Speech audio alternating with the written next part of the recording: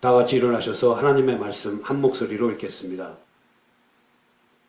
이사야서 29장 1절에서 14절까지의 말씀입니다. 구약성경 997페이지입니다. 1절에서 8절까지만 읽겠습니다. 이사야서 29장 1절에서 8절 말씀을 다 같이 읽겠습니다. 슬프다 아리엘이요 아리엘이요 다윗의 진친 성읍이요 연분연 절기가 돌아오려니와 내가 필경 너 아리엘을 괴롭게 하리니 네가 슬퍼하고 애곡하며 내게 아리엘과 같이 되리라. 내가 너를 사면으로 둘러 진을 치며 군대로 너를 애우며 대를 쌓아 너를 치리니 네가 낮아져서 땅에서 말하며 내 말소리가 나직히 티끌에서 나을 것이라. 내 목소리가 신접한 자의 목소리같이 땅에서 나며 내 말소리가 티끌에서 지껄거리리라. 그럴지라도 내 대적의 무리는 세미한 티끌 같겠고 강포한 자의 무리는 불려가는 겨 같으리니 그 일이 경각간에 갑자기 이룰 것이라. 만군의 여호와께서 병력과 지진과 큰 소리와 회리바람과 폭풍과 맹렬한 불꽃으로 그들을 징벌하실 것인즉 아리엘을 치는 열방의 무리 곧 아리엘과 그 보장을 쳐서 공곡해 하는 모든 자는 꿈같이 밤의 환상같이 되리니 줄인 자가 꿈에 먹었을지라도 깨면 그 속은 여전히 비고 목마른 자가 꿈에 마셨을지라도 깨면 곤비하며 그 속에 갈증이 있는 것 같이 시온산을 치는 열방의 무리가 그와 같으리라. 아멘.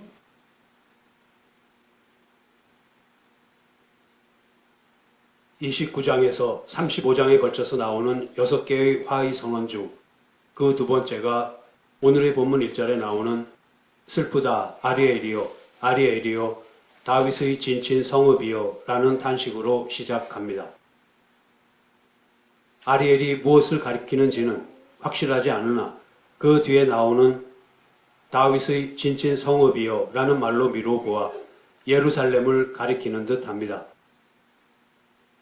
연분연, 곧 해마다 2월절과 오순절, 그리고 초막절과 같은 절기가 돌아옵니다. 그러나 예루살렘은 절기에 담겨있는 메시아 언약은 잊은 채 습관적이고 형식적으로만 지키고 있었습니다. 이에 대해 하나님께서는 본문 13절에서 주께서 가라사대 이 백성이 입으로는 나를 가까이 하며 입술로는 나를 존경하나 그 마음은 내게서 멀리 떠났나니 그들이 나를 경외함은 사람의 계명으로 가르침을 받았을 뿐이라 라고 말씀하십니다. 마침내 하나님께서는 슬프다 아리엘이요 라고 탄식하시며 아수르라는 진노의 막대기로 예루살렘을 징벌하십니다. 이 징벌이 바로 주전 701년 아수르 왕 사네립의 예루살렘 포위 공격입니다. 가나안 7족속 중의 하나인 여부스족의 성이었으나 다윗의 정복 이래로 하나님께서 택하신 신실한 성읍이었던 예루살렘에게서 더는 그 모습을 찾아볼 수 없게 되었습니다. 2절 말미에 나오는 아리엘은 3절의 내용으로 볼 때에 1절의 아리엘과는 달리 희생 제물을 태우는 번제단의 화덕을 가리키는 것으로 보입니다. 아수르의 공격으로 그 위에 놓인 제물을 불로 태우는 화덕처럼 변한 예루살렘은 슬픔과 탄식으로 가득하게 될 것입니다. 한때 절기를 즐기는 소리로 소란스러웠던 예루살렘이 이제는 죽은 자들이 음부에서 웅얼거리듯 희미한 신음소리를 낼 뿐입니다. 그런데 5절에서 8절을 보면 한순간에 갑자기 하나님께서 예루살렘을 공격하던 적들을 물리쳐 주십니다. 셀 수 없을 정도로 많은 아수르군이 예루살렘을 공격하다가 바람에 티끌이나 겨가 날아가는 것처럼 갑자기 사라져 버립니다. 이것은 예루살렘에게나 아수르에게나 모두에게 마치 꿈을 꾼 듯 좀처럼 현실로 받아들이기 어려운 현상입니다. 이 예언의 말씀은 열왕기하 19장 35절부터 37절에서 보듯이 하나님께서 아수르 군대를 치시고 하룻밤 사이에 아수르 군사 18만 5천 명을 죽이시고 사네립으로 하여금 본국으로 돌아가 죽게 하신 것으로 성취되었습니다. 히스기야 왕을 비롯한 유다 백성은 이 사건을 통해 여호와 하나님을 의지하지 않고 애굽을 의지한 것이 얼마나 어리석은 행위였는가를 깨달아야만 했습니다. 그럼에도 불구하고 9절에서 14절 말씀을 보면 예루살렘 거민들은 눈앞에 일어나는 사건들에 놀라 당황해할 뿐 상황을 바르게 인식하지 못합니다. 역사를 보이지 않게 주관하시는 하나님의 손길을 미처 깨닫지 못하는 것입니다. 도덕적 타락과 교만에 빠진 백성들은 영적으로 잠든 상태에 있습니다. 그들은 소경이 아님에도 눈먼 자들처럼 행하며 술을 마시지 않았음에도 술 취한 자들처럼 비틀거립니다.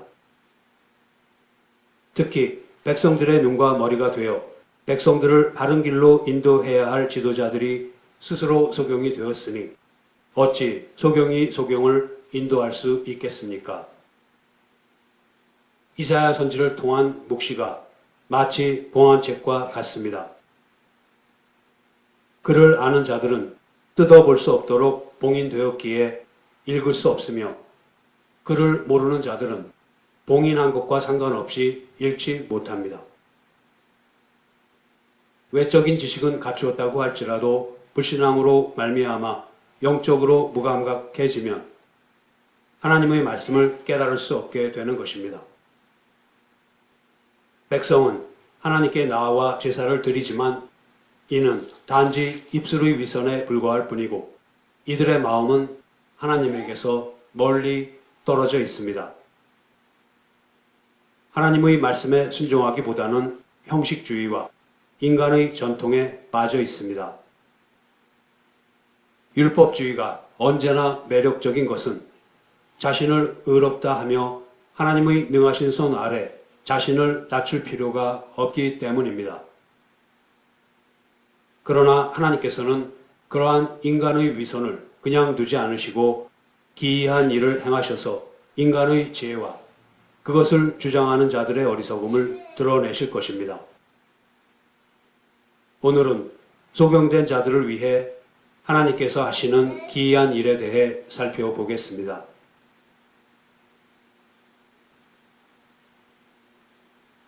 다윗의 제14대 손 히스기야는 25살에 부왕 아하스에 이어서 왕위에 올라 29년간 나라를 다스립니다. 아하스는 우리가 잘 알다시피 지독히도 우상을 숭배하면서 많은 악행을 저질렀으며 외세의 위협 앞에서 하나님의 도우심을 구하는 대신 세상의 힘에 의지하여 나라를 혼란에 빠뜨렸습니다. 하지만 어려운 시기에 왕위에 오른 히스기야는 다행스럽게도 진심으로 하나님을 섬깁니다. 열왕기하 18장 5절에서 7절 상반절 말씀을 보겠습니다. 히스기야가 이스라엘 하나님 여호와를 의지하였는데 그의 전후 유다 여러 왕 중에 그러한 자가 없었으니 곧 저가 여호와께 연합하여 떠나지 아니하고 여호와께서 모세에게 명하신 계명을 지켰더라. 여호와께서 저와 함께 하심에 저가 어디로 가든지 형통하였더라. 유다의 여러 왕 중에서 히스기야만큼 여호와 하나님을 의지하는 자가 없습니다. 그러한 히스기야에게 있어서 아수르의 침략 가능성은 아주 커다란 위협으로 다가옵니다. 당시 국력이 커져만 가고 있던 아수르는 남쪽에 있는 애굽의 정벌을 계획하였고 그 도상에 있는 북이스라엘과 남유다 그리고 블레셋이나 에돔과 같은 나라들은 자연스럽게 정복의 대상이 되었습니다. 그와는 반대로 애굽이 아수르를 목표로 하여 북침을 감행한다고 해도 두 강대국 사이에 끼인 북이스라엘과 남유다가 여전히 외세의 위협을 벗어나지 못하는 것은 마찬가지입니다. 이윽고 히스기야 4년에 아수르의 살만에셀이 북이스라엘을 침공하였고 이어서 히스기야 6년에 침공한 사르곤에 의해 북이스라엘은 멸망하고 많은 백성들이 포로로 잡혀갑니다. 그 이후로 북이스라엘은 나라를 다시 되찾지 못했습니다. 남유다 역시 아수르의 위협에 시달리다가 결국 두 번에 걸친 공격을 받게 되는데 이 상황이 오늘 본문의 배경이고 이때가 히스기야 14년입니다. 첫 번째 공격에서 아수르 왕 사네립이 유다를 침략하여 46개의 성읍들을 약탈하고 예루살렘마저 위협합니다. 그러자 히스기야는 예루살렘을 보존하여 유다를 완전히 함락시키는 것을 막기 위해서 은 300달란트와 금 30달란트를 사네립에게 줍니다. 그 조공을 마련하기 위해 성전 곡간과 왕궁 곡간의 금과 은을 다 모았으며 심지어는 성전을 정결하게 하면서 입힌 기둥의 금까지도 벗겨주어야 했습니다. 이것으로 만족하지 못한 사네립은 랍사게를 보내어 남유다를 2차로 침입합니다. 랍사게가 이끄는 아수르 군대는 예루살렘 윗못 수도곁 곧 세탁자의 밭에 있는 큰 길에 섰습니다. 그들이 히스기야 왕을 부르자 국내 대신 엘리야김과 서기관 셈나 그리고 사관 요아가 저희에게 나아갑니다. 랍사게는 그들 앞에서 히스기야와 유다는 물론 하나님마저도 모욕합니다. 이를 전해들은 히스기야는 성전에 들어가 사네립이 보낸 편지를 펴놓고 하나님의 이름과 존재와 능력이 회방받지 않고 열방에 하나님의 영광이 나타나기를 원하는 마음으로 기도를 합니다. 잠시 후 이사야 선지는 히스기야에게 하나님께서 히스기야의 기도를 들으셨다고 하면서 아수르를 물러가게 하시고 유다의 남은 자들을 통해 유다를 회복시키실 것이라고 하신 하나님의 말씀을 전합니다. 그 예언이 성취되는 열왕기하 19장 35절에서 37절 말씀입니다. 이 밤에 여호와의 사자가 나와서 아수르 진에서 군사 18만 5천을 친지라. 아침에 일찍이 일어나 보니 다 송장이 되었더라. 아수르 왕 사네립이 떠나 돌아가서 니느웨에 거하더니 그 신 니스롭의 묘에 경배할 때에 아드람 멜렉과 사레셀이 저를 칼로 쳐 죽이고 아라랏 땅으로 도망하매 그 아들 에살핫돈이 대신하여 왕이 되니라. 하나님께서는 히스기야의 기도를 들으시고 예루살렘을 아수르 왕 사네립의 손에서 건지셨습니다. 그렇게 하신 것은 하나님의 영광을 위해서이고 하나님께서 다윗에게 하신 언약을 위해서였습니다. 우리는 여기서 외세에 맞선 지도자의 태도에 대하여 생각해 보겠습니다. 아하스는 우상을 섬겨서라도 아수르의 비위를 맞추려고 했던 왕입니다. 히스기야도 막강한 아수르 군대의 침입 앞에서 조공을 바치고 몸을 낮추었습니다. 한 나라의 왕 또는 한 사회의 지도자에게는 자기 개인만이 아니라 자기가 맡은 나라와 사회를 안전하게 보존하는 것이 가장 기본적인 임무입니다. 그러한 지도자들에게는 항상 크고 작은 문제를 불문하고 매사를 하나님께 맡기고 의지하느냐 아니면 사람의 지혜와 능력에 의지하여 해결하느냐 하는 선택이 주어집니다. 당시 아하스나 히스기야가 무섭고 잔인한 아수르의 위협 아래에서 느껴야만 했던 갈등의 정도는 아마도 우리가 상상할 수 없을 정도였을 것입니다. 강자와 약자가 너무도 분명하게 드러나는 상황에 처하자 신앙이 좋다는 히스기야마저도 외세에 굴복했을 정도로 현실은 가혹합니다. 우리는 하나님을 외면하고 세상 권세를 의지한 아하스를 그저 악한 왕이라고 쉽게 비난할 수 없습니다. 그것은 우리 역시 현실의 어려운 문제에 부딪히면 하나님을 의지하는 대신 사람의 지혜와 능력으로 그 순간을 모면해 보려는 아하스의 모습을 우리 안에 가지고 있기 때문입니다. 그러면 이처럼 혹독한 현실 앞에서 우리는 어떻게 해야 합니까? 지도자들은 이를테면 우상 숭배를 하거나 죄를 짓는 등 하나님의 말씀을 어기면서까지 국가나 사회의 안전을 지키기만 하면 그만인 것입니까? 그것은 잘못된 것입니다. 하나님의 말씀을 어기면서까지 국가나 사회의 안전을 지키기만 하면 그만이라고 생각하는 것은 참으로 위험한 생각입니다. 하나님께서는 국가나 사회를 지키기 위해서라면 하나님의 법을 무시해도 좋다고 말씀하신 적이 결코 없으십니다. 아무리 상황이 어렵더라도 하나님 나라의 백성으로서 하나님 나라를 나타내는 일을 하는 것은 당연한 하나님 나라의 백성의 의무입니다. 우리는 무슨 일을 하더라도 우리의 지혜로 한다는 생각을 버리고 언제나 하나님의 종으로서 일해야 합니다. 그렇게 할 때에 우리의 지혜와는 비교조차 할 수 없는 하나님께서 주시는 참된 지혜를 갖게 됩니다. 따라서 아하스나 히스기야나 그들의 땅은 하나님의 땅이며 또 그들의 백성은 하나님의 백성이라는 의식을 가졌어야 했습니다. 우리는 히스기야가 주님, 이 백성은 주님의 것입니다 하는 마음으로 기도했을 때 하나님께서 적군 18만 5천 명을 순식간에 도륙하시고 예루살렘을 지켜주신 일을 잊지 말아야 합니다.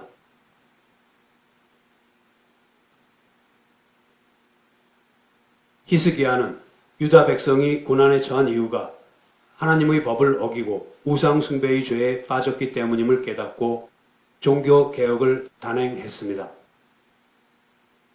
그는 부왕 아하스가 더럽히고 폐쇄하였던 성전문을 열고 성전 안에 있는 모든 우상을 끄집어내 불사르는 등 성전을 정결하게 합니다. 그리고 여러 지역에 있는 산당과 우상을 제거합니다. 사실 산당은 히스기야 이전의 여러 왕들이 종교개혁을 단행하면서도 완전히 제거하지 못했을 만큼 어지간한 결단이 아니고서는 모두 없애기 힘든 것이었습니다. 이처럼 히스기야는 단순히 예루살렘에 있는 중앙성전만 정결하게 한 것이 아니라 지방과 서민의 삶 구석구석에 깊이 스며든 거짓되고 헛된 이방신앙과 민간신앙까지도 철저하게 개혁하려고 노력했습니다. 열왕기하 18장 1절에서 4절 말씀입니다. 이스라엘 왕 엘라의 아들 호세아 3년에 유다 왕 아하스의 아들 히스기야가 왕이 되니 위에 나아갈 때에 나이 25세라. 예루살렘에서 29년을 치리하니라. 그 모친의 이름은 아비라. 스가랴의 딸이더라. 히스기야가 그 조상 다윗의 모든 행위와 같이 여호와 보시기에 정직히 행하여 여러 산당을 제하며 주상을 깨뜨리며 아세라 목상을 찍으며 모세가 만들었던 놋뱀을 이스라엘 자손이 이때까지 향하여 분향함으로 그것을 부수고 느후스단이라 일컬었더라. 놋뱀은 이스라엘 백성이 광야에서 범죄함으로 불뱀에 물려 죽게 되었을 때 하나님의 명을 받은 모세가 이스라엘 백성을 죽음으로부터 구원하기 위해 만들었으며 6세기 이상 전에 내려온 것입니다. 이 노뱀에 분향하는 일도 우상을 섬기는 일이라 하여 히스기야는 그것을 부수고 단지 놋조각이라고 불렀을 정도입니다. 그뿐만 아니라 남유다 백성은 물론 대부분이 포로로 끌려간 후에 남겨져 있던 북이스라엘 백성을 포함한 전 이스라엘이 유월절을 지키게 했습니다. 이처럼 히스기야는 백성들이 하나님 앞에 나아가 예배를 드리고 또 하나님의 은혜를 입을 수 있는 길을 열어둔 것입니다. 오늘의 본문에서 아스루 왕 사네립의 군대가 예루살렘을 공격하던 때가 히스기야 14년, 즉 히스기야가 열심으로 종교개혁을 14, 5년간 해오던 무렵입니다. 그리고 이사야서 1장의 내용이 바로 이 시기에 쓰여진 것입니다. 참고로 이사야 선지는 우시야, 요담, 아하스, 그리고 히스기야 4명의 왕 아래에서 50여 년간 활동하였고 특히 히스기야 왕은 그의 활동 시기의 많은 부분인 30여 년을 함께 했습니다. 그런데 이사야서 1장을 보면 히스기야의 개혁이 14, 5년간 계속되어 온 남유다 사회를 바라보는 이사야 선지의 시선은 그리 곱지만은 않습니다. 우리는 그것을 특히 이사야서 1장 8절과 9절에서 알 수 있습니다. 딸 시온은 포도원의 망대같이 원두밭의 상직막같이 에워싸인 성읍같이 겨우 남았도다. 만군의 여호와께서 우리를 위하여 조금 남겨두지 아니하셨다면 우리가 소돔 같고 고모라 같았었으리로다. 히스기야가 그토록 심혈을 기울여 오랫동안 단행한 개혁에도 불구하고 남유다는 어쩌다가 소돔과 고모라에 비교되는 지경에 이른 것입니까? 그렇다면 거기에는 분명 어떤 문제점이 있을 것입니다. 이와 관련하여 히스기야가 역대하 29장 6절부터 10절에서 뭐라고 했는지를 보겠습니다.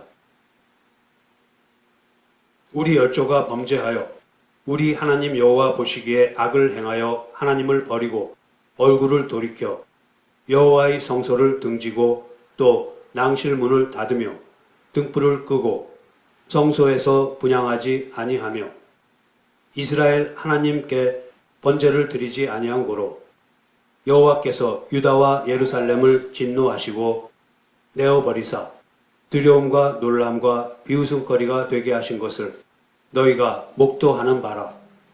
이로 인하여 우리의 열조가 칼에 엎드러지며 우리의 자녀와 아내가 사로잡혔느니라. 이제 이스라엘 하나님 여호와로 더불어 언약을 세워 그 맹렬한 도로 우리에게서 떠나게 할 마음이 내게 있노니. 히스기야가 외적의 침입을 면하기 위해서 여호와를 섬겨야겠다는 것을 개혁의 기본 방향으로 삼고 있음을 볼 수 있습니다. 물론 하나님에게서 멀리 떠나 있는 백성들의 상태를 생각한다면 그것이 하나의 시작점일 수는 있습니다. 우리가 전도를 할 때에도 처음에는 죄로 말미암아 하나님께서 진노하시고 또 죄에 해당하는 형벌이 따르지만 은혜로우시고 자비로우신 하나님께서 죄인을 죄에서 건져주시기 위해 부르고 계신다는 사실을 전합니다. 믿지 않는 사람들에게는 우선 무엇이 자기에게 행복을 가져다 주고 무엇이 자기에게 평안을 가져다 주는가 하는 것이 중요합니다.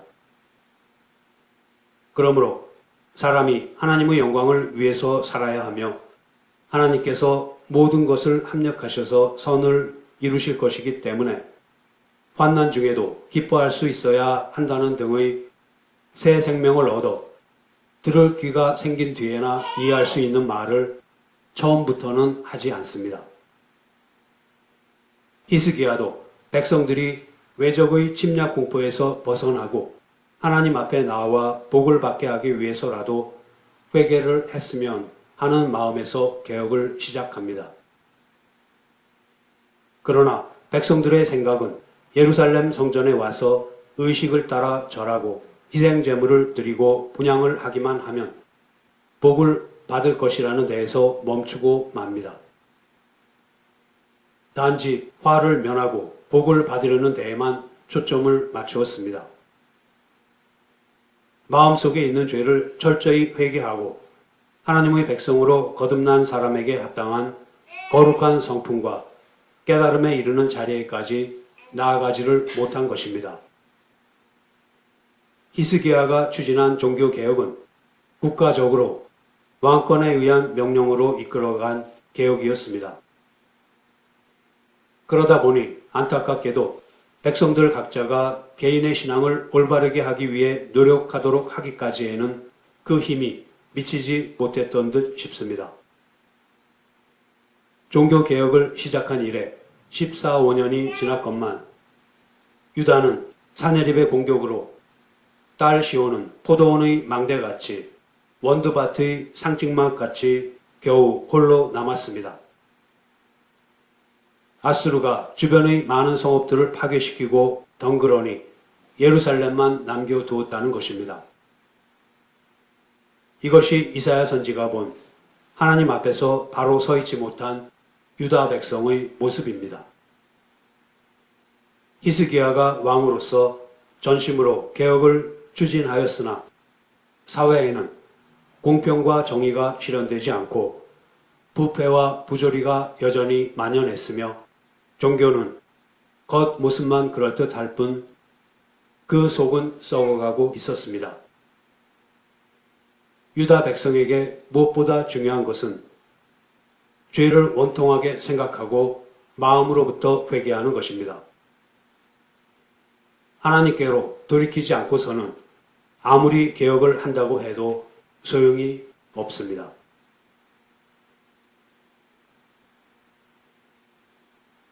오늘의 본문은 아리엘, 곧 예루살렘이 슬픔의 도성이 된 것은 지도자들이 소경이 되어 소경을 인도하기 때문이라고 합니다. 불신앙 때문에 오는 영적 무감각으로 지도자들과 백성들 모두는 하나같이 어둠에 처한 소경같이 되어버린 것입니다. 이처럼 사람이 교만 때문에 영적으로 무감각해지면 하나님의 진리를 분별할 능력을 잃어버리고 결국은 돌이킬 수 없는 잘못을 범하게 됩니다. 백성들이 소경이 되어 비틀거린다고 할지라도 지도자들이 깨어 있으면 그래도 소망이 있습니다. 그러나 지도자들마저 소경이 되어 있으면 남은 것은 절망뿐입니다. 지도자들이 소경이 되어 백성들을 잘못 인도한 일은 어느 시대에나 있었습니다. 소경된 지도자들의 문제는 그들에게 있어서 무엇이 잘못되어 있는지조차도 모르고 있다는 것입니다. 그 좋은 예가 다윗과 대조되는 사울의 경우입니다. 먼저 다윗의 이야기입니다. 다윗은 신하 우리아가 전장에 출정해 있는 동안 그의 아내 바세바와 간음한 것을 숨기려다가 우리아를 죽이고 맙니다. 하나님께서 다윗에게 나단 선지자를 보내셨고 나단 선지는 다윗에게 하나의 비유를 이야기합니다. 한 성에 부자와 가난한 사람이 살고 있었습니다. 부자에게는 소와 양이 많은 반면 가난한 사람에게는 양 한 마리밖에 없어서 그 양을 딸처럼 길렀다고 합니다. 그런데 부자에게 손님이 찾아오자 그는 자기의 가축 대신 가난한 사람의 하나뿐인 양을 빼앗아 대접했다는 것입니다. 비유를 들은 다윗은 그 일을 행한 사람은 마땅히 죽어야 한다고 하면서 크게 노합니다. 나단 선지가 다윗에게 당신이 바로 그 사람이라고 하자 자신의 죄를 깨달은 다윗은 즉시 단 한마디의 변명도 없이 내가 여호와께 죄를 범하였노라 라고 자복합니다. 그러면 사울은 어떠했습니까? 블레셋과의 전쟁을 위해서 길갈에 사람을 모으고 사무엘을 기다리던 사울은 사무엘이 정한 기간이 되어도 오지 않자 자기가 직접 번제를 드립니다. 또 한 번은 아말렉을 쳐서 그들의 모든 소유를 하나도 남기지 말고 진멸하라고 하신 하나님의 명령이 있었음에도 불구하고 사울은 아말렉을 공격한 뒤 명령을 어기고 얼마간을 남겨둡니다. 사무엘이 사울의 잘못을 책망하자 사울은 구차한 변명을 늘어놓을 뿐만 아니라 백성들과 장로들 앞에서 자기를 높여달라고 하면서 체면을 유지하려고 안간 힘을 씁니다. 다윗도 사울과 마찬가지로 잘못을 했습니다. 그런데 두 사람의 다른 점이 무엇입니까? 다윗은 사람에 대해서는 잘못을 했어도 하나님께 대해서 사울과 같이 불순종하는 잘못을 저지르지는 않았습니다. 사울은 저지른 잘못을 변명하다가 참회의 기회를 놓친 반면 다윗은 더 큰 잘못을 하고도 변명하지 않고 참회의 기회를 놓치지 않음으로써 하나님과의 관계를 회복할 수 있었습니다. 죄의 무서움은 죄를 인식하지 못하게 하는 데에 있습니다. 죄에 사로잡힌 자는 죄에 대해 자각 증상을 전혀 느끼지 못합니다. 눈이 멀어도 자신의 눈이 멀었음을 알지 못합니다. 술에 취해 갈짓자로 걸으면서도 자신은 똑바로 간다고 주장하는 것처럼 죄의 포로가 된 자는 자신의 잘못을 깨닫지 못합니다. 특히 영적 지도자들의 무지는 심각한 결과를 초래합니다. 장님에 의해 인도를 받는다면 멸망을 피할 수 없습니다. 지도자들을 포함한 우리 모두는 하나님 앞에 두려움과 책임감을 가지고 죄의 유혹으로부터 자신을 지켜야 합니다.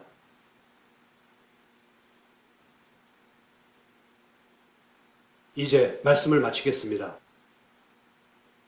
인간의 지혜를 따르다가 소경이 되고 영적으로 잠든 자들에게 하나님께서 하시는 말씀이 본문 13절과 14절입니다. 주께서 가라사대 이 백성이 입으로는 나를 가까이 하며 입술로는 나를 존경하나 그 마음은 내게서 멀리 떠났나니 그들이 나를 경외함은 사람의 계명으로 가르침을 받았을 뿐이라. 그러므로 내가 이 백성 중에 기이한 일, 곧 기이하고 가장 기이한 일을 다시 행하리니 그들 중의 지혜자의 지혜가 없어지고 명철자의 총명이 가리워지리라. 하나님께서는 하나님을 떠난 자들을 돌아오게 하시기 위해서 기이한 일을 행하겠다고 하십니다. 그런데 그 기이한 일이 무엇입니까? 기이한 일에 대한 시편 118편 22절과 23절 말씀입니다.